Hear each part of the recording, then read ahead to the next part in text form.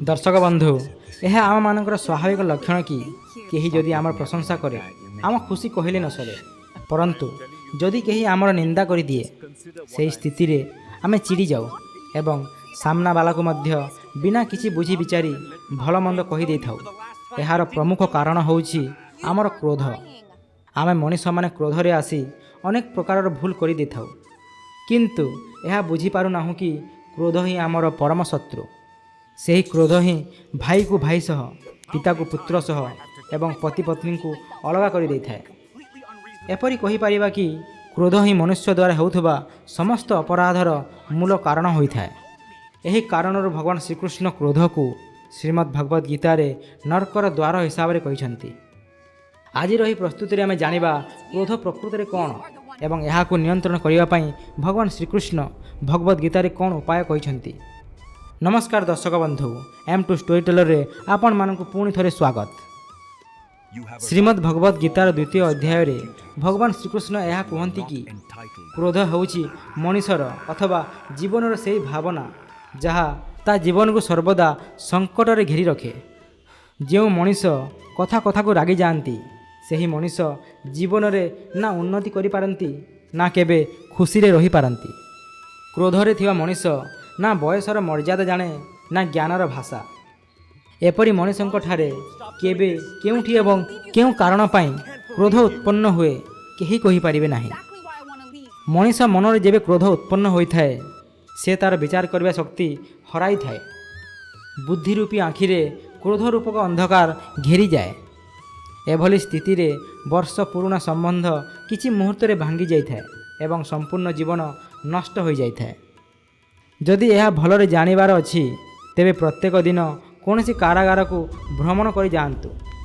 आपण जानिपारिबे किपरि क्षण भर क्रोध को संभाली न पारि ସେହି କାରାଗାରରେ ସେମାନେ ଦଣ୍ଡ ଭୋଗୁଛନ୍ତି। ଏବଂ ସବୁଠୁ ବଡ଼ ବିଡ଼ମ୍ବନା ଏହା କି ମଣିଷ କ୍ରୋଧ ଯୋଗୁଁ ହେବାକୁ ଥିବା ଦୁଷ୍ପରିଣାମ ବିଷୟରେ ଜାଣିପାରୁଥିଲେ ମଧ୍ୟ ସମୟ ଥାଉ ଥାଉ ତାକୁ ଅଙ୍କୁଶ ଲଗାଇ ପାରନ୍ତି ନାହିଁ। ସେ ବାରମ୍ବାର କ୍ରୋଧ ନ ହେବାର ପ୍ରଣ ନେଇଥାନ୍ତି, परंतु जेबे तांकर कौनसी इच्छा पूर्ण होई न थाए अथवा कौनसी व्यक्ति तांकठू अधिक उन्नति कर दे थांती तेबे से क्षेत्र रे से रागी जाई थांती। तेबे दर्शक बंधु, एटी प्रश्न आसे कि क्रोध प्रकृति रे कौन होई थाए, यह किपरि उत्पन्न होई थाए एवं मनुष्य पई यह उपरे अंकुश लगाइबा एते मात्रे सहज काहेकि होई न थाए। तेबे चलंतु एही समस्त प्रश्नर उत्तर गोटे उदाहरण माध्यम रे बुझिबा। दर्शक बंधु, आमे माने समस्ते देखिथिबा कि जदि जने छोट बालक को कौनसी वस्तुर आवश्यकता अथवा इच्छा थाए एवं सही समय रे ताकू ताहा मिली न थाए अथवा ताकू कहीं जदि भयभीत कर दे थांती तेबे से प्रतिक्रिया देई थाए। सही बालकर प्रतिक्रिया सर्वदा क्रोध ही होई थाए। से रागिबार कारण एही कि से दुर्बल एवं असहाय अनुभव करि थाए। बालकटी निजठू बड़ लोकंकु निजर उपस्थितिर आभास देवा पाई प्रयास करिथाए। मनीष धीरे धीरे बड़ होइथाए, परंतु ता मध्यरे किछि पाइबार इच्छा रही जाइथाए एवं जेबे तार एही इच्छा पूरा होई न थाए से क्रोधरे आसी थाए एवं एहा परे तार समस्त विचार शक्ति छिन्न भिन्न हो जाइथाए। क्रोधरे से एभली काम करि देइथाए जहाँ से शांत थिबा अवस्था से केबे करिया पाई इच्छा मध्य करि न थांता। अर्थात जदि जने वयस्क मनीष जी निजको मैच्योर भावुछि एवं क्रोध मध्य करुछि तेबे यह जने बालकर व्यवहार को दर्शाउछि। ता छड़ा जेबे कौनसी मनीषर अहंकार को आघात पहुँचे अथवा ताकू कौनसी कारणरू कहा उपरे भय आसी थाए किंबा जेबे ताकू कौनसी वस्तुर इच्छा रही थाए एवं पूरा होई न थाए तेबे ताकू क्रोध आसी थाए, ठीक गोटिए बालक परी। ଏହା ପରେ ମଧ୍ୟ ମଣିଷ ରାଗିବା ବନ୍ଦ କରେ ନାହିଁ। ମଣିଷ ନିଜର ଅନୁଭୂତିରୁ ଜାଣିଛି କି କ୍ରୋଧରୁ ଆଜି ଯାଏଁ କିଛି ପ୍ରାପ୍ତ ହୋଇନାହିଁ। ତେବେ ତାହା ସମ୍ମାନ ହେଉ ଅଥବା ସମ୍ପତ୍ତି, ପ୍ରେମ ହେଉ ଅଥବା ସୁରକ୍ଷା, କ୍ରୋଧରୁ କିଛି ପ୍ରାପ୍ତ ହୋଇନଥାଏ ଏବଂ ଏସବୁ ପ୍ରାପ୍ତ ହୋଇଥାଏ ପ୍ରୟାସ ଯୋଗୁଁ, କାର୍ଯ୍ୟ କରିବା ଯୋଗୁଁ, ବୁଦ୍ଧିପୂର୍ବକ ବିଚାର କରିବା ଯୋଗୁଁ। ଏସବୁ ଜାଣିବା ସତ୍ତ୍ୱେ ମଧ୍ୟ କୌଣସି ଛୋଟ କାରଣବଶତଃ ସେ କ୍ରୋଧ କରି ବସେ। ଅର୍ଥାତ୍ क्रोध अन्य किछि नुहे बरं आमर बालक बुद्धिर ना अटे। जेतेले मनीष यह ध्यान रखे कि से आ बालक होई रही नाही, बालक परि व्यवहार करिबा ता पाई शोभा दिए नाही, ସେହି ସମୟରେ ତା'ର କ୍ରୋଧ ହେବା ମଧ୍ୟ ସମାପ୍ତ ହୋଇଯାଇଥାଏ।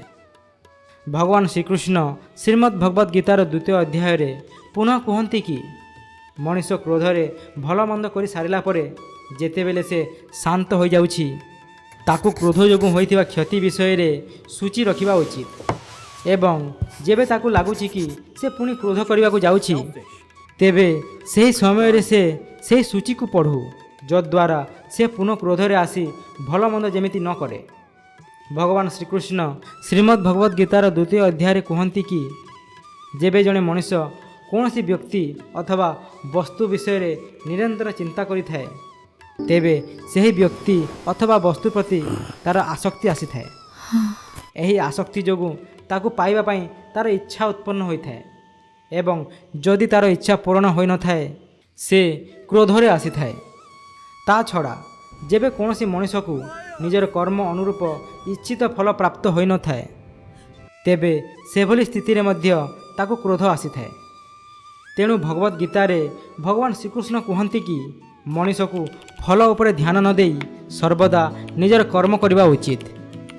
ତା ଛଡ଼ା ଭଗବାନ ଶ୍ରୀକୃଷ୍ଣ ଶ୍ରୀମଦ୍ ଭଗବଦ୍ ଗୀତାରେ କୁହନ୍ତି କି ମଣିଷ ମନରେ କ୍ରୋଧ ଆସିବା ସେ ନିଜେ ଖାଉଥିବା ଭୋଜନର ପ୍ରଭାବ ମଧ୍ୟ ହୋଇଥାଏ। ଯେଉଁ ମଣିଷ ସାତ୍ତ୍ୱିକ ଭୋଜନ କରିଥାଏ ତାକୁ ସହଜରେ କ୍ରୋଧ ଆସିନଥାଏ, ପରନ୍ତୁ ଯେଉଁ ମଣିଷ ତାମସିକ ଅଥବା ରାଜସିକ ଭୋଜନ କରିଥାନ୍ତି ସେମାନେ ଅତି ଶୀଘ୍ର କ୍ରୋଧର ଶିକାର ହୋଇଥାନ୍ତି। ଅର୍ଥାତ୍ ମଣିଷକୁ ଯଦି କ୍ରୋଧରୁ ମୁକ୍ତି ପାଇବାର ଅଛି, ତେବେ ତାକୁ ବିଚାରପୂର୍ବକ କର୍ମ କରିବା ଉଚିତ ଏବଂ ଯେଉଁ କାମ ସେ କରିବାକୁ ଯାଉଛି ତା'ର ଫଳସ୍ୱରୂପ କ'ଣ ହୋଇପାରେ ସେ ବିଷୟରେ ମଧ୍ୟ ଟିକିଏ ବିଚାର କରିବା ଉଚିତ। ତେବେ ଦର୍ଶକ ବନ୍ଧୁ, ଆମେ ଆଶା କରୁଛୁ କି ଶ୍ରୀମଦ୍ ଭଗବଦ୍ ଗୀତାର ଆଜିର ଏହି ପ୍ରସ୍ତୁତି ଆପଣମାନଙ୍କୁ ପସନ୍ଦ ଆସିଥିବ। ଯଦି ପସନ୍ଦ ଆସିଥାଏ ତେବେ ଏହାକୁ ଅଧିକରୁ ଅଧିକ ସେୟାର କରନ୍ତୁ। ଯଦି ଆପଣ ଆମ ଚ୍ୟାନେଲରେ ନୂଆ ଆସିଛନ୍ତି ତେବେ ଏହାକୁ ସବସ୍କ୍ରାଇବ୍ କରିଦିଅନ୍ତୁ ଏବଂ ଯଦି ଆପଣ ଏହି ଭିଡ଼ିଓକୁ ଆମ ଫେସବୁକ୍ ପେଜ୍ରେ ଦେଖୁଛନ୍ତି ତେବେ M2 ଷ୍ଟୋରି ଟେଲର ପେଜ୍କୁ ଫଲୋ କରିଦିଅନ୍ତୁ। ବର୍ତ୍ତମାନ ପାଇଁ ପ୍ରସ୍ତୁତିରେ ଏତିକି।